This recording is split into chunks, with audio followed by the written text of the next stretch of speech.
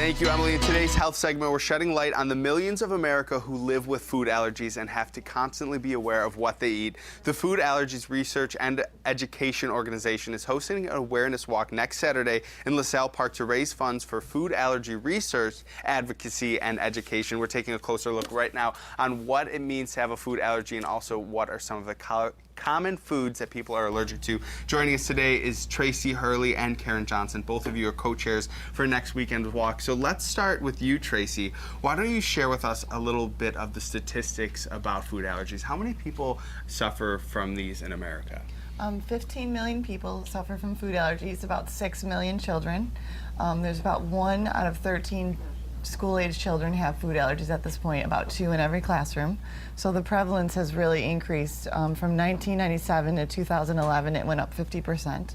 So it's been a huge increase, especially in younger children. And Karen, there are a few foods that seem to be a common thing that people are allergic to. You brought some examples right here. Why don't you break them down for me? Okay, the top 8 allergens are peanuts, tree nuts, eggs, soy, dairy, shellfish, fish, and wheat. Yes, I missed one. So for people that are suffering from food allergies, what symptoms do they experience? 40% of all allergic reactions will result in anaphylaxis, which is a life-threatening reaction. So it needs to be taken very seriously. And a lot of these products, for example, this pasta, on the back it says contains wheat processed in a facility that uses egg. So someone who is egg allergic most likely won't be able to consume this because there's a risk of a reaction even from cross-contamination. And we're really not talking about exotic foods or fruits. We're talking about things that find their way into products that we consume on a daily basis. Absolutely. So for people that are suffering from food allergies, you brought some examples of the typical things that they carry around with them. Give me a rundown of what these are too, and we'll move these out of the way. This is the EpiPen Junior. This is something that's injectable. It gets injected into, the patient's leg for a reaction.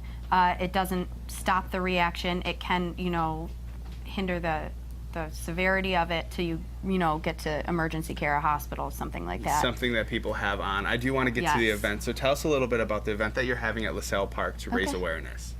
It's Saturday. It's August 9th. It's running from 9 to 12. Maybe 12:30. We have a lot of activities planned for the kids. It's all free. Rob Ray is our guest speaker. His son has food allergies, so he'll be there to show his support and walk with us.